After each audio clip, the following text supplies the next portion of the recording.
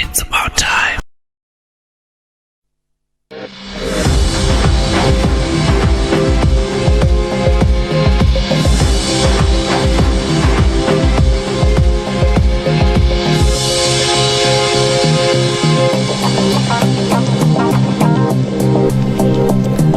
Kuchokera kuno ku kanema wanu wa Times ndine Brian Banda madzulo ano ndi programu inanso sabata ino ya Times Exclusive. Amatipatsira maprogramu wa ndi Rainbow Pens.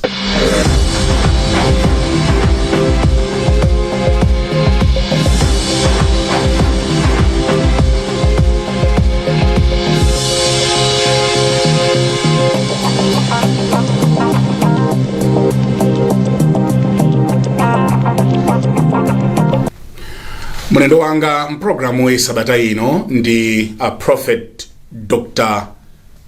Blessings Chapo. Yes. Amene ndi Vice President wa mpingo uja wa Living Waters Church International. Tikuyamikeni kwambiri, we are profoundly honored inu Prophet Dr. Blessings Chapo. Mwatilemekeza kwambiri, titakwita nani kuti mubwere. Zikomo kwambiri abusa. Abusa Yeah. Mwanditsoza? Ndilo abusa. Ezona Tikukudziwani chonje. Ezona No, mwatilemekeza kwambiri. Kodi atafunsa munthu. Kuti Blessings, kodi ndi David Blessings. Blessings Chapo. Ndi ndani? Inu munga yake kuti bwanji? Ineyo ndi yankha ndithu. Kuti ine ndi munthu obadwira muno Malawi. Ine ndimachokera ku Nsanje. Komano ndinachoka ku Nsanjeko zaka za 1968 kubwera muno mu Blantyre. Ndipo ndabadwira ku munthu kubanja limene lili ndi ana 8 ineyo wa number 3. Okay. Kwa makolo athu. Choncho ndakhala ndili muno kuchokera 68 muno mu Blantyre. Tiketi yobwerera ipadalibe inango khala imodzi basi yobwerera town muno. Inde inali imodzi. Chifukwa nthawi imene timagwirisa ntchito train. Okay. Kuchokera ku Nsanje imeneyo timalipira 6 pence. Okay. Yeah. Okay. Per train. Yeah. Kuchokera ku Nsanje and menemo ndimene naendero zafika kunoko. And simunabwerereso ya? Ayi ndakhala ndikumapita chifukwa cha ujeni uyo. Masiku amenewo ndimatha poti ndinali ndisanakwatire. Ndiye mkazi wanga ndinampezera kwathu komweko. Okay. Munapeza ku Nsanje komweko? Nsanje komweko. Ndiye napeza kuti 72 ndi pamene ndinapeza mkazi wanga ndinakwatiranso kwathu komweko. Okay. Ndiye nkudzabwera nawo kunoko ku Blantyre. Ndiye all the way mpaka na lero ndakhala ndili muno mu Blantyre ndi akazanga ndi ana 6. Okay. Ana amene wawa taberekera muno mu 72 yo mpaka pano mkazi mmodzi? Mkazi wanga mmodzi. Okay. Si palibe so zina. Ayi. Okay. Mkazi wanga ndi mmodzi yemwe. Chabwino. Moti tili ndi ana 6 ndiponso tili ndi zidzukulu 18. Mwajerera. So mkati mwa zimenezi ineyo 75 ndinalandira Yesu. Okay. Ndinamulandira ku Blantyre. Munthu amene anandilandirisa Yesu ndi munthu abusa timati a Bishop Nyamafumba. Okay. Bishop amene wawa anatisiya komano pondilalikira sana ndilalikire ngati mmene anthu amalankhulira pomulandirisa munthu Yesu. Anangotchula mawu apa chilankhulo cha kwathu ku Nsanje.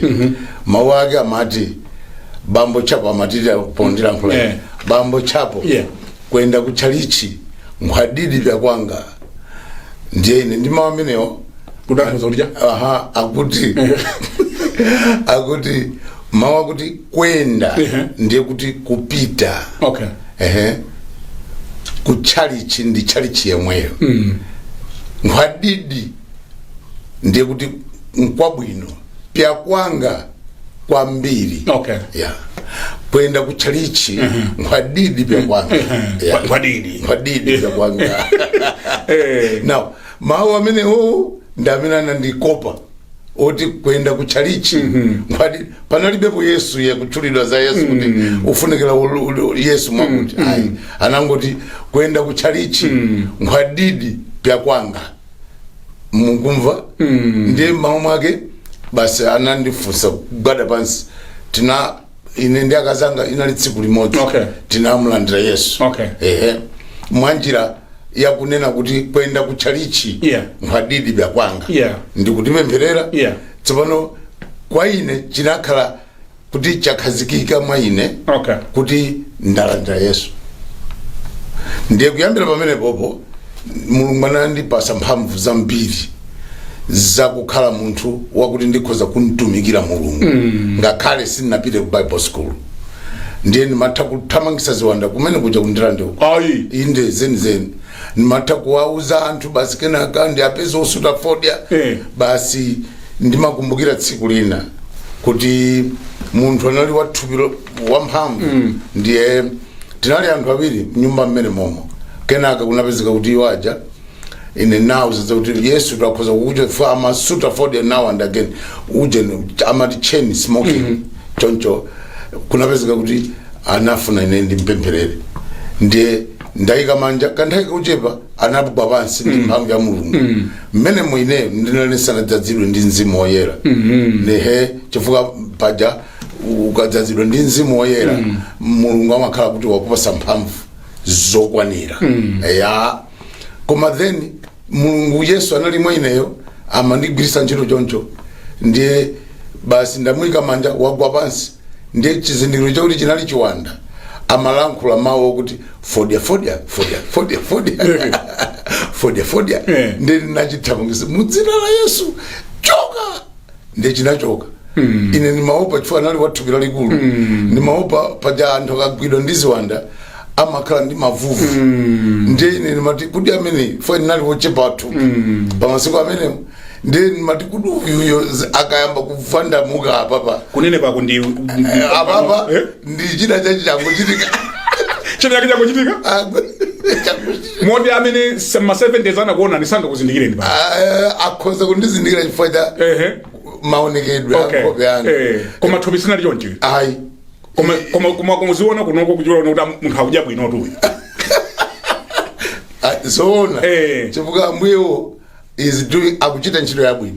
Ndiye Living Waters mudapezeka kubanje Living Waters ineyo kumene ndatembenukira ndakutchula kuti kunali kwa Apostolic Faith Mission muno Blanda ilimo chapa kudi hapo somewhere there but church ya Apostolic Faith ndiye kumene unali mpingo watu ndiye ine Mulungu amandi lankhula kuti akundifuna ndidzachoke ku mpingo umeneyo. Kodi Mulungu tima mumva bwanji? Mulungu amata kumveka mawu ake munjira zake zambiri. Koma yeni imene imakhala yogwirika makamaka to common anthu onse ndi yakuti amakhala ngati maganizo ako amakhala ngati so abusa ngati a prophet ni mukanena kuti the Lord has spoken to me zimamveka bwanji ndi ambe ndayankha papa kuti amakhala ngati maganizo ako koma amakhala amachitidwa chizungu chakamati pamakhala distinguish kuti amakhala maganizo ako awo ndi kulankhula kwa liwu la Mulungu limasiyana kusiyana kwa chingwa kuti liwu la Mulungu limakhala la mphamvu silima chita kufoka silimatsika pansi suma kaganizidwe kako ka umunthu kacha kamakhala kuti kalibe mphamvu kamene koko kaganizidwe kaiwe ngati munthu kamakhala kalibe mphamvu ndi voice ya Mulungu imamveka mokhazikika imakhalabe ndiweyo. Kulankhula kwa Mulungu tiyerekeze kuti akanena kuti dzuka kungoyerekeza dzuka ndiye munthu umatha kumaganiza ngati kuti ndiweyo amene wanena kuti dzuka, koma ali Mulungu wanena ndiwe kuti imirira. Ndiye ineyo kunena kwanga pamaso pa inuyo ndipakuti munthu amene alankhulidwa ndi Mulungu, liwu la Mulungulo limakhala ngati laser plate fini imakhala kujeni laser ija ngati choncho kupyapyala kwake ndiye zimatengera kuti you must descend kuti chichewa chake njani kuti ufike pa kuzindikira kuti awa ndi Ambuye akulankhula ndine. Ndiye zimasiyana bwanji ndi maloto ndi kulankhula kumasiyana chifukwa chakuti loto likakhala la Mulungu kuti Ambuye akulankhula nawe ndiye kuti amatha kuti ukangolilota loto lakuti tiyerekeze ukulalika kulota ukulalika ukadzidzimuka umapeza kuti iweyo sikulalika mundimva umapezeka kuti iweyo sikulalika koma walota ukulalikira kapena walota ukuwerenga malemba ndiye ngati kuliko kuti Mulungu wakupasa chapter lacho umatha kuchiziwa. Ndiye munadzachoka ku apostolic mission tachoka imeneyi ndi 85 chifukwa chakuti Mulungu anati ali ndi ntchito imene akufuna agwire ndine ndiye komano tikafika pamene pa nkhani ya kuti tikufuna kunena za kuchoka kwa apostolic ndi kudzabwera ku Living Waters ndiye ndi pamene timadzalowesapo dzina la Apostle Dr. Ndovi chifukwa chakuti iwo ndi amene amatsogolera chalichi imeneyi. Ino ndi wachiwiri wawo. Ineyo ndi wachiwiri. Ndiyeno iwo ndi ineyo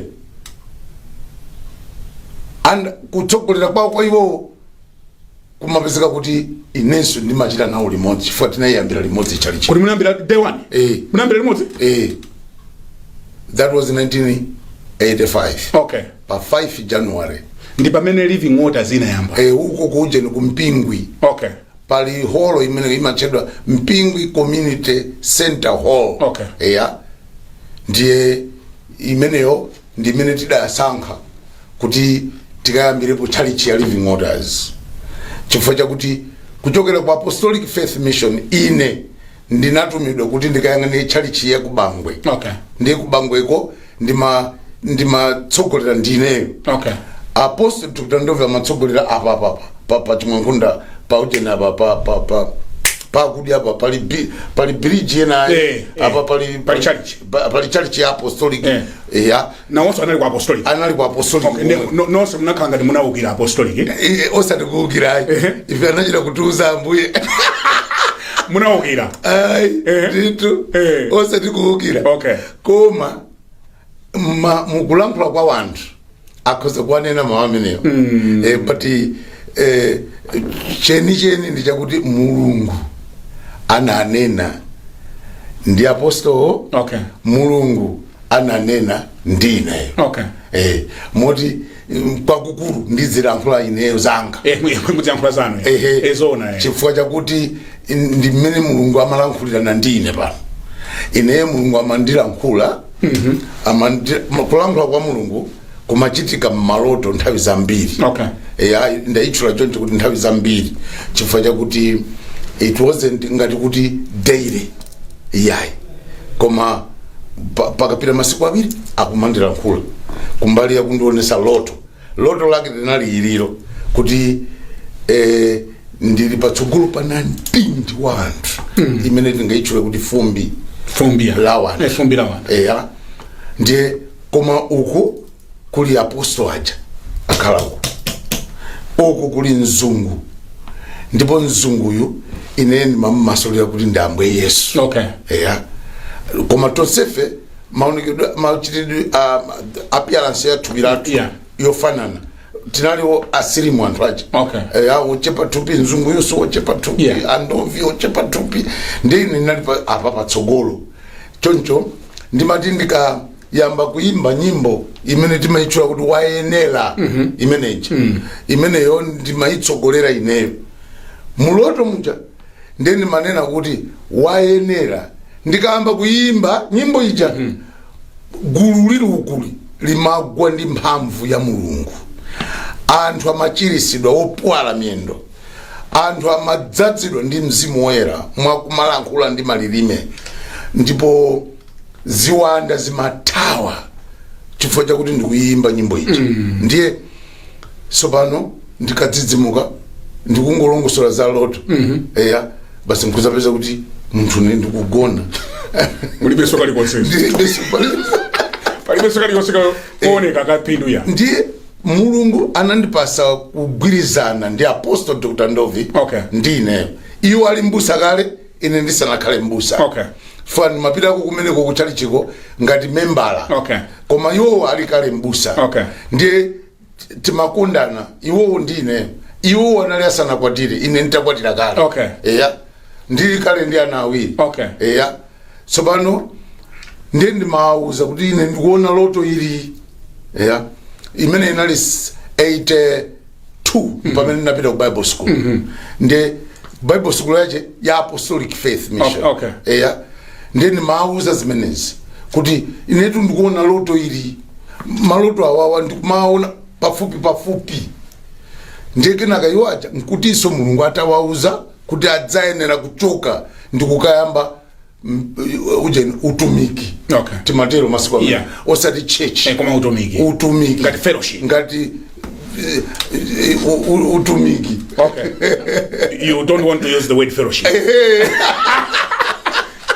utumiki eya chifukwa ma fellowship amakhala anthu achokera mpingo kwina ndi kwina eya ndi amasonkhana pamodzi mpaka pano alipo anthu eya koma ifeyo sitinali limenezo iya unali kuti utumiki kena ukakhala mpingo eya usapano za mpingozi zinali kuti anatitsikimizira anali lawyer wathu amene pamene timakachita register ndi pamene amatchula kuti iyayi mupange ukhale chunchi eya ndiye ingokhala mchalichi eya chifukwa chakuti panali kuti amaona kuti mapetu acha chinthuchi chikakhala church lawyer mwanzi wa chiume amalemu kaya ndi amalemu I don't know but amagwira ntchito pa Bible Society ndiye imeneyo ndi njira imene Mulungu anayigwiritsa ntchito kuti ine ndidziwe zakuti ine Mulungu wandiyitana eya moti Ambuye Yesu akhala kundionekera nthawi yambiri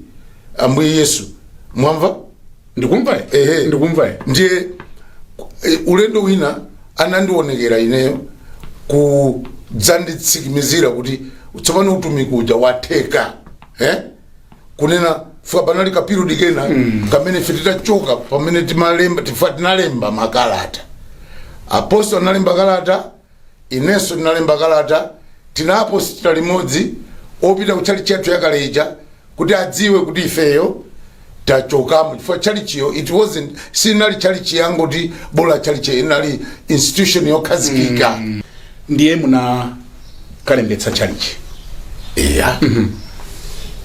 chalichi njira ya kulembesayo iyayi koma kuti ife tinakapereka makalata ochokera kumpingo resign letters madi resignation letters kuti tika adziwe iwo kuti ifeyo tachoka tikukayamba zathu eya ndiyedi anatipanga anakalandira makalata aja atawalandira makalata amenewo kunapezeka kuti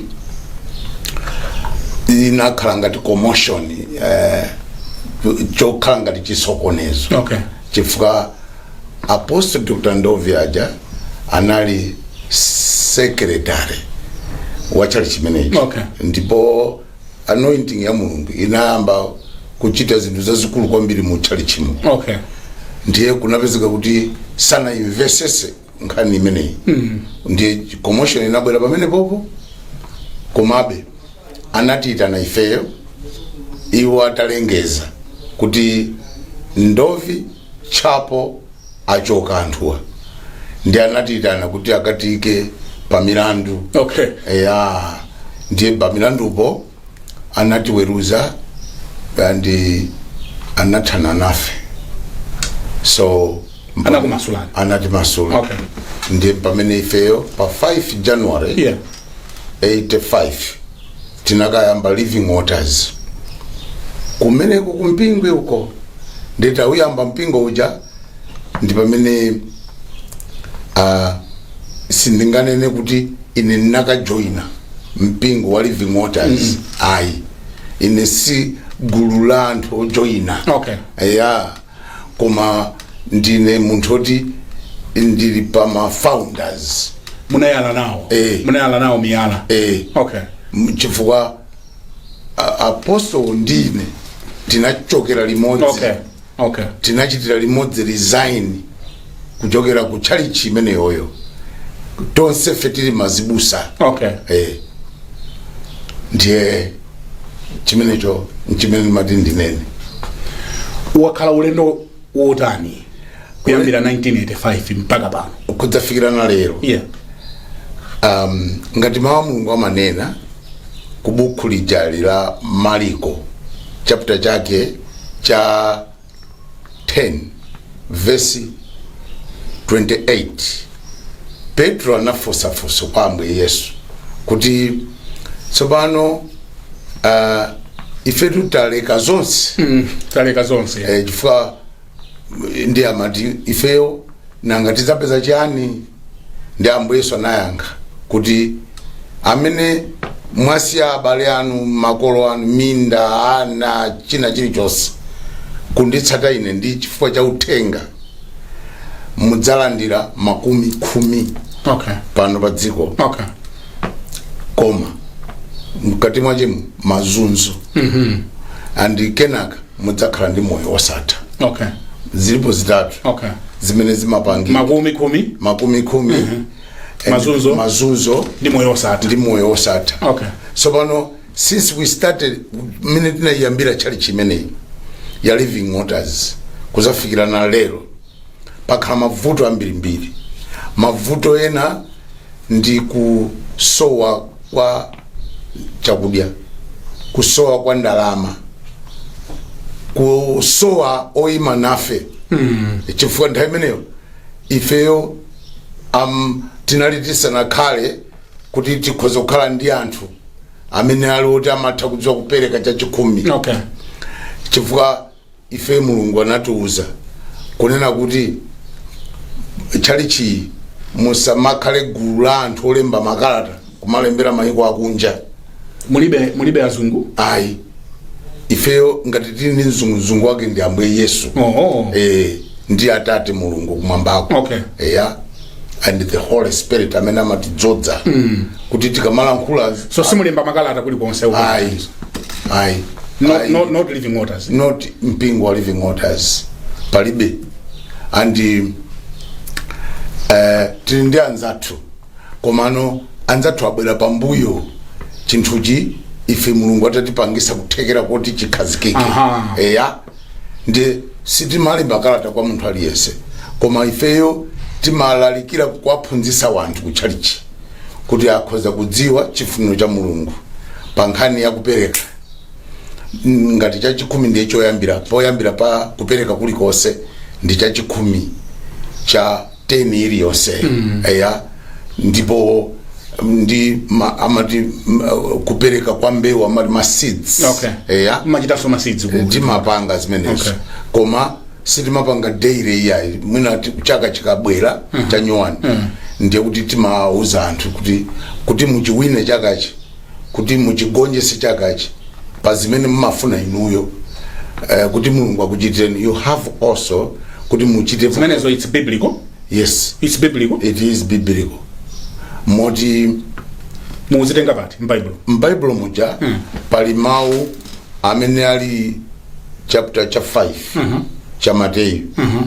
Mukawerenga kuyambira verse 23 pamene popo pali mawu amene amanena kuti mukamabwera kudzapereka ujeni uyu gift yanu ndiye ukupereka chonchi wakumbukira kuti pali wina wache amene wankhumudwisa sakukondwa nawe ndiye iweyo mbewu yakoyo uisiye paguwapo. Okay. Mwamva? Yeah. Ndiye Pastor Brian ndikumva ndiye mukatero ukagwirizana naye uchayo amene ali ndani ucha. Yes. Mukagwirizane ndiye mukakagwirizana kenaka mbwerere iweyo udza chite ntchito yako yakupembedza Mulungu.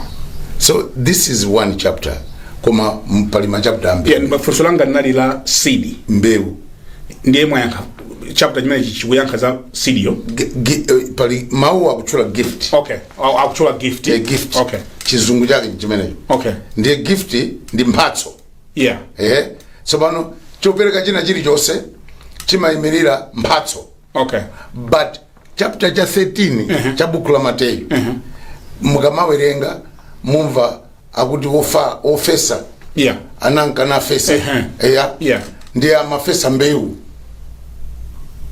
Ndiye zina zinabwera munjira. Yeah. Ndiye mbalame zinabwera zinatola. Zina zinabwera paminga. Zinamera koma zinatsamwisidwa. Yeah. Zina zinagwera pamyala. Zinamera koma zinafansanga. Ndiye zina zinagwera pa nthaka yabwino. Ndiye zimenezo zinabereka 100-fold. Okay. 60-fold. Yeah. And 30. Amalankhula zimene zindambuye Yesu. Ndiye mukafuna kumasulira kwache bora mukachipeza chaputalachi.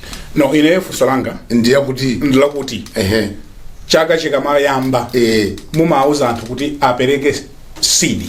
Mwanena ndinu zimene. Ndani zimenezo kuti muchiombole chakachi. Tilimodzi? Yes. Kuti tichiombole chakachi. Kuti zimene nzauzimu. Funso langa ndilimene.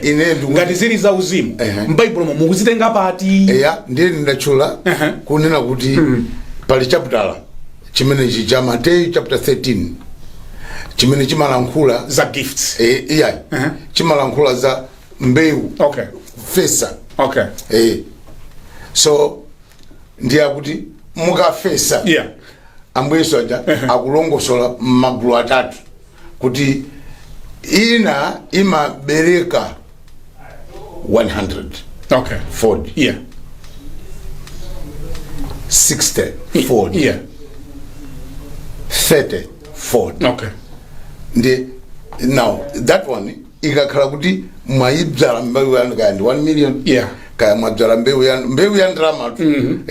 Mbewu yo sikuti ndrama zokazoka. Okay. Koma mbewu matha kupereka suti. Okay. Zili ndiwe kuti umafuna masuti akupasa ambiri fwa.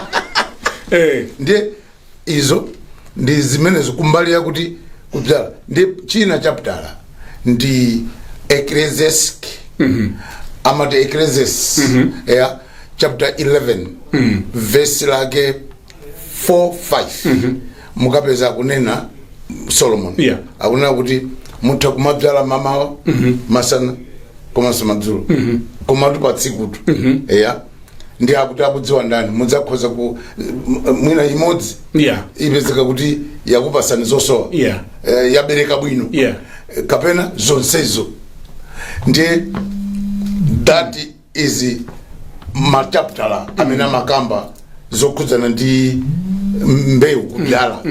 Koma osati kuti nkhani yakuti chaka mukatere iyayi. Ineyo ndikunena za kuti mbewu Bible imaloleza.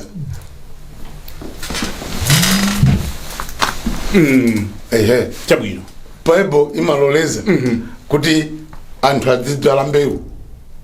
ndiye koma sikuti anena specifically kuti pachaka koma ife timatsogolera anthu choncho kuti athakuona kunena kuti pamene chaka chija chabweresedwa ndi Mulungu chimakhala ndi ma challenges ambiri munimva abusa ndikumva ma challenge ambiri ena amafuna ma business awo achite bwino ndiye poti munthu uyu ali kwa Mulungu wasanduka omutsogolera samayendanso kwa sing'anga kapena kumapita ku fiti amafuna kudalira Mulungu ndiye Mulunguyo amayenera kulangiza anthu ache ndiye koma Bible ngati pa buku la Deuteronomy limanena chapter 28 chicha kuyambira verse 1 imanena kuti mukhale omvera ndiye mukamvera Mulungu akudalisani ndipo Deuteronomy chapter chake cha 8 verse 18 imanena kuti Mulungu analonjeza makolo anu kuti adzakwaniritsa mapangano ake adzakulemeretsani so pankhani imene kuti munthu akwaniritse kuona zimene Mulungu analonjeza kuti athakumchitiranso uyu wokhulupirira waleroyi faona ngasi mabuku amene tikuwerenga za anthu amene zinachitika kale ndi malo mwache mabuku ma chapter lawo ma verse wadakalipo betili nawo ndi timatsogolera anthu zimenezo ndi so timalangiza kuti njira ina ndiye kuti you can so kudzala kodi munthu ndamva za not inuyo koma azibusa yena ndi ma prophet yena kupezeka kuti munthu za sidi mune nazo kupereka salary yonse kupereka mpaka galimoto munthu nkuyamba kuyenda pansi kumuthamangitsa parenti fojo ti ndalama alibe zonse ukapereka kwa prophet zimene zinza bwino so pano izozo masiku ndi omweyo nkhani yake ndi omweyo yonena kuti awa masiku tinawo ndi wotsiriza ndiye adzadzuka anthu ambiri omanenera za Yesu yemweyo koma enawo onenera kuyendera zimene iye uja akufuna kuti zichitikire iye uja mukunimvetsera abusa ndiye tsopano ngati apa mmene ndatchulira ine muja imakhala part of the ceremony yo kuti you are ngati nchali chimuja pamene paja pachimwanga paja ife tini machali chambiri m'Malawi muno koma chimene timanena timafuna kumpasa education munthu uja aphunzire kudziwa kunena kuti akamazichita zimene zalembedwa m'Baibulo ndiye kuti Mulungu akhoza kumuonekera mwa njira ya malonjezo ache a Mulunguyo pa munthu omvera mungamve bwanji inuyo a prophet Chapo Mkristo wanu wapereka salary yake yonse ya pamwezi galimoto wapereka kapena wagulitsa nyumba ndalamazo akuti tikapereke pa mapazi pa prophet zingakumvekereni bwanji koma yeuja nkupezeka kuti sakupeza zimene Mulungu anafuna wavutika kwambiri akumavutika no that one ine ndakhala mu ntchitoyi chino ndi chaka cha 41 in ministry ndikunena zokhudzana living waters living waters 41 years chifukwa tachita celebrate 40 years pa 5 January now miezi iyo kuchokera pa February kuzafikirana lero ndiye kuti talowa mu chaka cha 41 so ine sindina mtsogolerepo munthu mwa njira yache imeneyo kuti kunena kuti ukapereka galimoto yako ndipo ukatere apa papezeka kuti iweyo ulemera kenaka iye uja nkuzichita zimenezo koma nkusapeza breakthrough. I think you are following. Sizinachitika ipo ndi tichite break pang'ono tibweraso posa chikako ngati mwango tipesa kumene mukuonera ndi program ya Times Exclusive ndi Reverend Prophet Dr. Blessings Chapo, Vice President wa utumiki wa Living Waters Malawi muno ngakhalenso kunja. Tibweranso posa chedwa apa tikamva uthenga wa Rainbow Pens.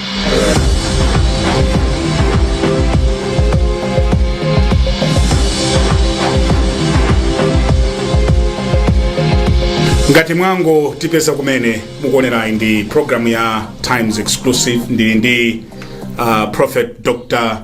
Blessings Chapo kuchokera ku mpingo wa Living Waters. Ndimamva, and I stand to be corrected, Prophet, kuti ni school sundaimbe ndizona sundaimbe hayi ndithu chifukwa basi palibe sumaona kuti chifukwa palibe somawo onena kuti ndinenepo kuti chifukwa chakuti hayi koma nkhani yoyambirira ndiya kuti ineyo ndakhala ndikumauza anthu kuti ndimachokera ku 0.0 and 0 wacho wa capital ndimalankhula choncho kulibe munthu amene amachokera ku 0 choncho iya amakhala ndi makolo amabadwa koma munthu sumayembekezera kungobadwa kokha ukabadwa umayenera kukhala woti uphunzisidwe zinthu za dziko lapansi ngati kupita ku sukulu imene ili academic ndiye ineyo pamenepo poti sindinapite ku sukuluko ndiye ndimati inetu ndimachokera ku 0 simunalowere ku class ayi A E I O uyo ayi panalibe sopono A E I O ndikhoza kumnena kuti ndachita koma kulibe tu munthu amene angapite kukayamba ntchito ndi A E I O ayi olo A E O ndiye funso langa linoti mwakwera bwanji mkukhala kumalalikira mchizungu fani ndakumva ndi mukulalikira mchizungu ndiye kukhala vice president wa utumiki pamene kundiyeza theka bwanji koma mwamvesa kuti pamene ndikumanena kuti sinapite ku sukulu chifukwa olo utakhala kuti ndiwe wa standard 5 sona kuti at least masiku akale aja kuti ukafika standard 5 ndili nawo anthu amene anaphunzira pa standard 3 amandishayinira ine sona amandishayinira moti ku Bible school ndinapita chifukwa kuti ineyo ndinapemphera kwa Mulungu ndinachita kupemphera andovi apostle ati ndi amene anandiuza kuti komatu iwe ukhoza kubwera ku Bible school ndi naululira kuti ineyo sinapite ku school iyayi ndi ku Bible school ndikapangako chani chifukwa Bible school mukuchula school ndiye kuti pamafunika munthu akhale kuti waphunzira adzitha kumawerenga ndipo kenaka adzilemba ndiye kuti iyayi ndikakuthandiza ndafika ku school kuja 82 ndamaliza 83 ndiye koma ndinachita kupemphera kuti ndifunse Mulungu kuti iwo akufuna Atate kuti ine ndipite ku Bible school kuona kuti ine ndine munthu osapita ndilibe school ndiye Ambuye anandionesa ineyo kuti ndafika ku sukuluko ndipo ndikulandira zikwama za anzanga chimenecho kwa ine inali loto imene kwa ine chimenecho kuti pa sukuluko ndafikapo ndipo ndikuona ine ndikulandira zikwama za ma student ena amene akubwera ndinamasulira kuti andilola Mulungu kuti ndikuyenera ndipite ku sukulu ndipo ndinasala ndi pemphero lachiwiri ndikakhoza ndiye funso nditapemphera choncho Ambuye anandionesa mzungu timamuti Erasmus Erasmus uyuyo ndi mzungu amene amabwera kuchokera ku South Africa wa mpingo uwo wa Apostolic Faith Mission ndiye mzungu ameneyu amabwera kudzachita amati lecture kudza yang'ana kufufuza za mayeso kuti ma student achita bwanji sopano ndiye muloto langa anandipasa loto Ambuye Yesu ndili mukalasimo ndiye yeye anayima kutsogoloko kumene amaphunzitsira anthu ndiye akundiuza Chapo anandidana Chapo ndiye anatibwera kutsogolo anandipasa ujeni certificate now podzidzimuka ineyo kuchokera kutola ngati nadziwa kuti ndikhoze ndikapita ku Bible mukakhoza so pano ndafika kumene kucha kusukuluko ndi maphunzira ndipo kuti muone zolemba za munthu amene yeyo sanapite ku sukulu simungathe kuwerenga iyayi ineyo zinali choncho and amene andoviwo amaesesa ndi maziphunzitsi analipo atatu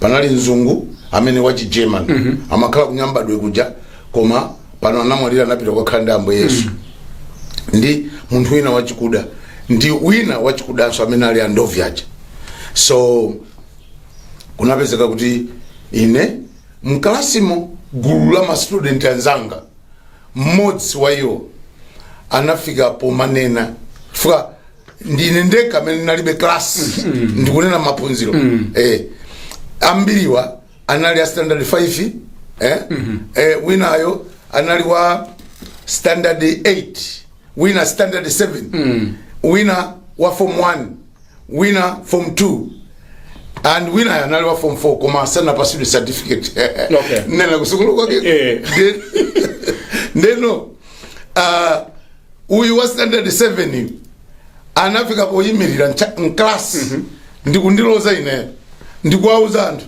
akunena kuti ndikufuna ndikuuze munomo uyu chapo uyu akapambana ine ndikuisiya sukulu yes now mawa amenewo ine sinakwiye nawo iya chifukwa amanena zoona kumbali yakuti ineyo ndili pa gulu la anthu osaphunzira yeah sinakwiye so koma ndimalimbikira chimodzi ndimapita mkalasi mu church morning iliyonse 4:00 kukapembera kukanena ndi Ambuye Yesu andipase nzeru ndipo ndipambane pa sukulu iji ndiye kunapezekadi kuti ineyo pamene chifukwa ndimalemba mwina ndikhoza kulemba 5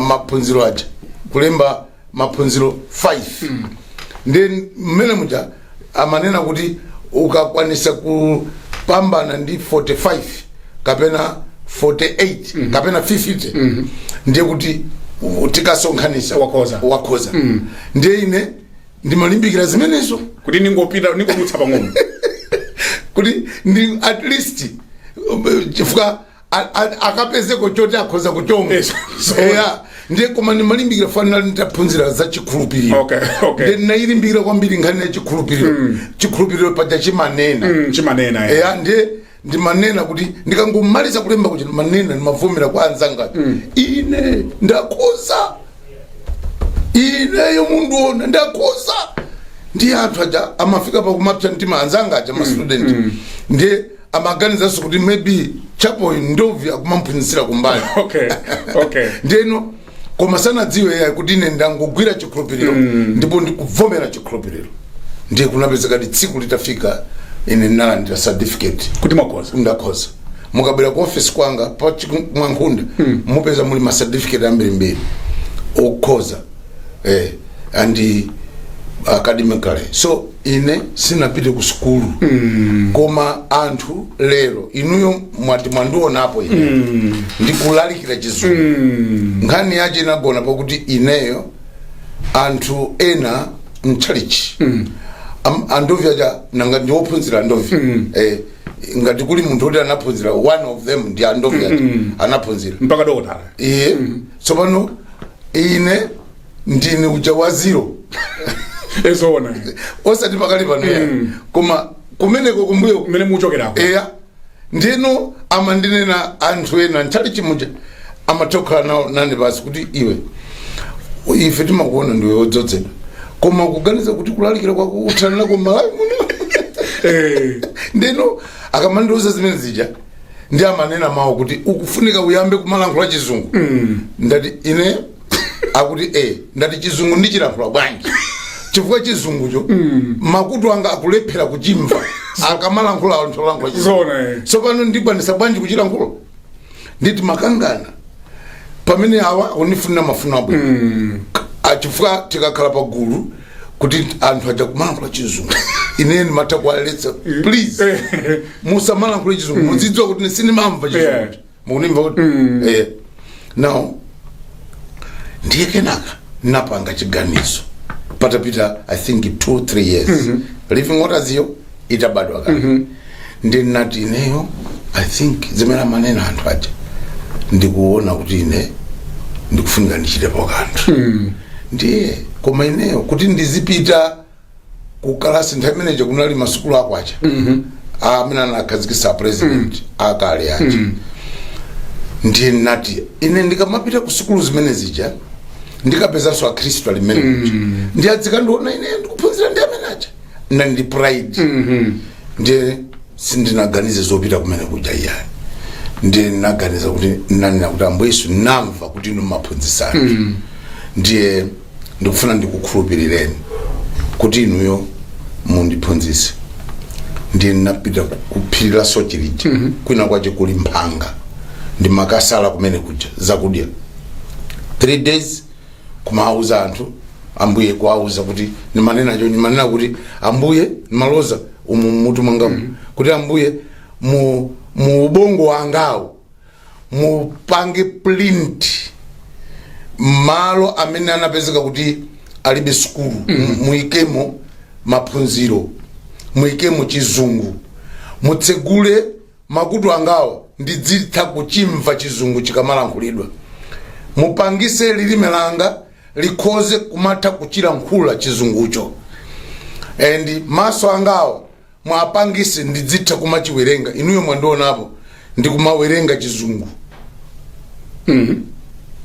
abusa ndakuona zona ndakuona ndi zimene zonse mwaona inu kuti ine ndimapanga andipasa ndi Ambuye Yesu ndiye udokota lawo tsopano udokota lawo nanga siba pali Dr. Chapo pali Dr. Chapo tsopano Dr. Chapo uyoyo waikidwapo mwa honorary singani yakuti ndi maphunziro amene amapanga anthu ayi koma honorary chifukwa chakuona kuti anthu awiri fe andovyo ndineyo tinakwanisa kuchikhazikitsa chinthu chotchedwa Living Waters ndipo the church Mulungu anaipanga kuti it's well to do chalichi ya Living Waters ndi anakupatsani ndani uje honorary anabwera anthu amene anachokera ku maiko ngati ku South Africa anzathu ameneyo anapanga ujeni dongosolo kuti ndi au ndo unato waza maphunzira kuti zimenezo hayi akuti zimenezo hayi pakati pa namba kunena au ndo unawaza maphunziro akuti wapatsidwawo osayika pa dzina pa paper la akutero tsopano ndipambuye pamene zinachitika kale chifukwa sine ndekha you remember uyu president wa upuma ali ku Mozambique anapasidwa tu even zakuti doctorate yakukhala degree chakuti posida poma munthu yo amampanga kuti tikukuchita ona ende kuchita kulemekeza sikuti analibe maphunziro ali nawo amene anapanga koma kumpasa ulemu munthu mwamona Mulungu okhulupirika bwanji Mulungu wanu ineyo ndi pagulu la anthu amene amatha kuyamikira Mulungu chifukwa monga ndayilankhula nkhani yakuti kunena kuti ineyo munthu ndikutchulidwa kukhala mneneri ine sindinaganizire kuti ndingathe kutchulidwa kukhala mneneri simunaganizire ndi pang'ono ponse chifukwa chakuti ukawerenga Bible lija Bible linalembedwa ndi Mulungu Ambuye Yesu Mzimu Woyera angelo mafumu mazibusa apostles ndi prophets ndiye wedi yakuti prophet munthu Yesu wang'ono iyayi pa maudindo akumwambako amayikidwa ikakhala nkhani ya founding kupeza church maziko a church ndiye kuti ayikidwa pa apostle ndi prophet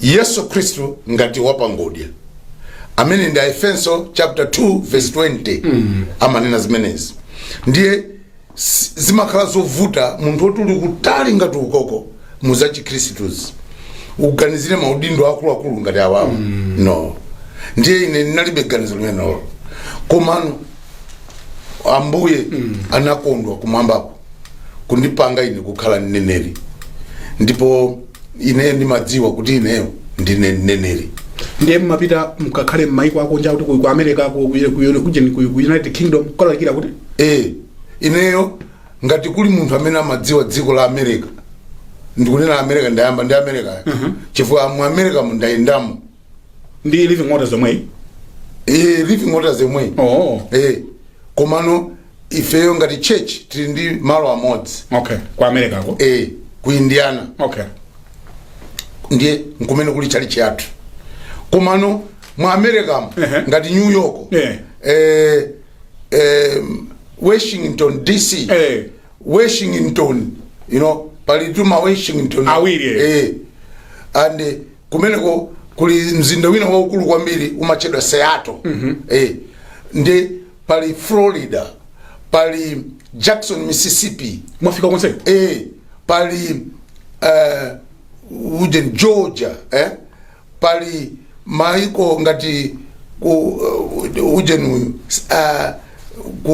timati kuchanuko makatani kumene kukalalika sikwazungu kumene ndi makalalika mawa mulungu mchengerezi inde moti ambuye nandidalisatu ine tasimbani ndikufuna kungonena zabwino za mulungu ndizi ndikunenazi ndiye mchitidwe wache unakhala choncho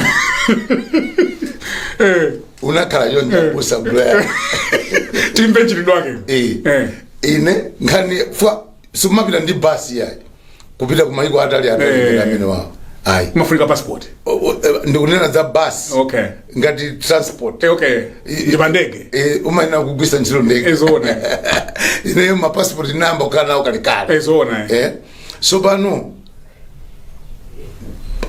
poyambirira ndimayenda ku dziko la South Africa pa basi kudzera pa Mwanza apa koma kunapezeka kuti ndinadzaona kuti ine pokala vice president kuti ndizienda pa basi sulemu ndinaona kuti kwa muntima mwanga muni maganiza kuti Living Waters ipanga kutekera kuti akhoza kumandigulira matiketi ngati vice president kuti ndikhoza kumapita choncho koma naona zimene kulibe ya zikuchedwa kulibe osati kuchedwa as such koma kulibe ndine nanena ndeka nitakwera basi imene machedwa city to city kuchokera South Africa ndiye ndafika Mwanza pake ndikuona anthu amene ali ma members ena uchokera kusalima ndiziyo ndiye akubwera a prophet muli bwanji ino tupaja ndi vice president watu ndi now zakazanga kuti amayi ife tisadikirire but mabasi awa ndi a business ndi ife let me nditenge ujeno galimoto taxi ndine tizipita tisadikirire basi pamwanza ndi tinatenga taxi from there then Blantyre basi kenaka ndinayamba kunena kuti kuyambira lero sindidzakweraso basi yopita kumaendera ineyo kumapita South Africa kaya kutiko ndiye nana kuti from kuyambira lero ndikutsegula mukunimva ndikumva ndikutsegula ma airport ndiye natsegula airport ya Chileka munaitsegula ine kuti ine ndiziendera pamene pa natsegula airport ya Kamuzu International OR Tambo munaitsegula Chicago Heathrow natsegula ma airport ambiri ngati JFK natsegula by faith kuti ineyo ndiziyenda ma airport amene wa ndiye so ndinaenda kugwirisa ntchito chikhulupiriro kuti ndiyambe kumayendera ndekezo fwa ine ndakhala ndikugwira ntchito ku South Africa 10 years Living Waters nachoka kumeneko nditasiya machalichi okwana 12 churches well established kumeneko ku South Africa now ndili kumeneko ndi pamene ndimati ndikamafuna kubwera kuno kwathu ku Malawi ndimapita kwa ma agency kunena kuti andipange kuti andipase ndikukumbukira kuti ndiyambe kumayenda pa zindege nalipira 2000 rands tikiti yogulidwa ndi 4000 then now za agent uchi kuti 2000 ndikabwera ndizakuvasana faith ukafuna kuti uyende muzinthu za Mulungu ukhale ndi chikhulupiriro umafunika kukhulupirira but with action yeah ndiye ndapereka 2000 ndauza andimvera ndabwera kuno Mulungu wandidalisa wandipasa 2000 inaiji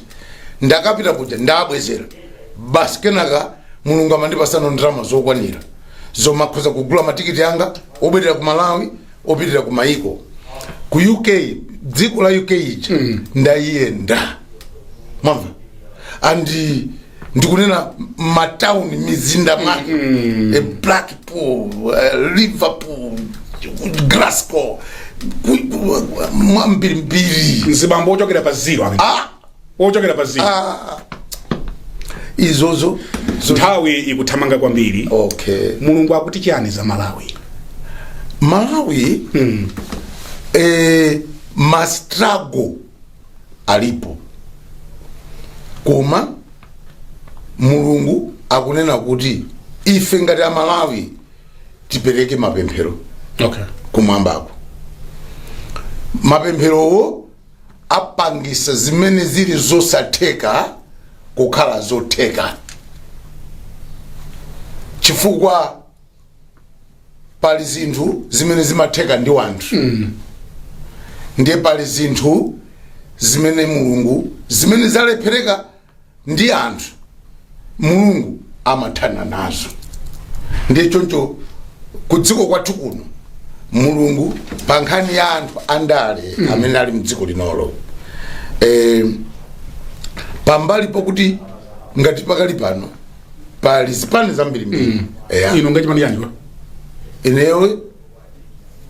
ine kuyambira kale ndikatero ndikuyambira nthawi ya amalemu Dr. H. Kamuzubanda Mulungu anandipasa ulemu wambiri chifukwa kunali mudziwa chipani chimene chijajo anthu amachitchula kukhala choti chimavuta chinali chovuta anthu amatha kuwapasa ujeni funso langa tunula chidule muni inu ndi chipani chanji ineyo sindili ndi chipani chili na chilicho mulibe ineyo chifukwa sizingatheke kuti ineyo ndikhale wa chipani sizingatheke koma kuvota mmavota sinavotepo simumavota ineyo sinavotepo koma ndimapempherera mapempherera chifukwa mu church mmene ine ndimayang'anira muli zipani zambiri kwa basi ndiye tsopano ineyo kuti ndikavote ndikhala ngati ndikuyambana ndi anthu mchali chimuja imene mukuzimvetsera chifukwa chakuti nanga wazibusa machito ima pa guwa kuchita utchula kuti wakuti ndiye zayambaliti zimenezo tsopano inu mukandifunsa za amenewo zindivuta kuti ndiyankhe zimenezo musayankhe chifukwa chakuti inu funso lanu mwandifunsa ineyo ndiye ndikuyankha za ineyo chabwino ndiye tupitira kuyankha funso lija kuti Prophet Chapo Mulungu akuti bwanji za Malawi ndiye ndanena kuti ma struggles akhala alipo chifukwa kuli zipani zambiri ndiye koma chikutsogolera panopa ndi cha MCP ndiye anthu pamene ndikunena zakuti kulimbana kukhala kulipo ndikunena choncho chifukwa chakuti anthu onsewa akufuna boma lache lomwe izozona ndipo so in this interview Mulungu sana kuonetsereni kuti masankho akubwerawa awine ndani, or you don't want to comment on that one? Ineyo sindikufuna ndichite comment chifukwa chakuti nangasi ndi public public koma pakanakhala kuti mulungu wachita kundiuza kuti ukanene uwauze amalawi kuti zikhala chonchi ndikanatha kunena koma mulungu sananene. Okay, I like your honesty pankhani imene. Pamene tikupita kumapeto ziko mwafika pamene munkafuna kufika kapena chiliponso china chimene mmafuna pa ntchito yanga yakutumikira?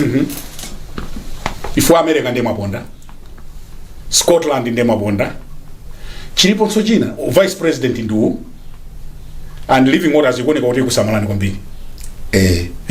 Mulungu akuigwirisa ntchito simukusowa kanthu. Okay, chifukwa ndikafuna galimoto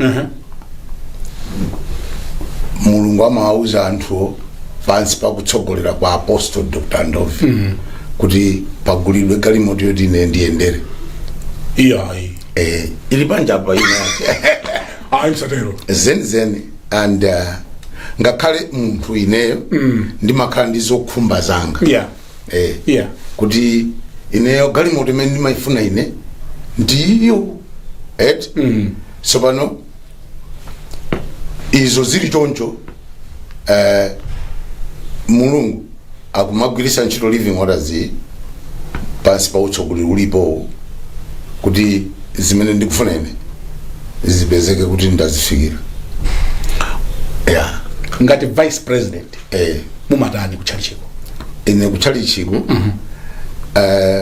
number 1 ine ndine prophet mu mpingo wa living orders. Ngakhale prophet amagwira ntchito kulikonse, koma choyambirira chimene mulungu amandipangisa kuti ndichichite ndi chimenecho. Chachiwiri ndine vice president, ndipo mu vice wangawo ndimagwira ntchito za general duties. Chifukwa nanga sipali president apa sono sindingagwire ntchito za president koma za chepesero pang'ono kuti ndikhale mu general duties.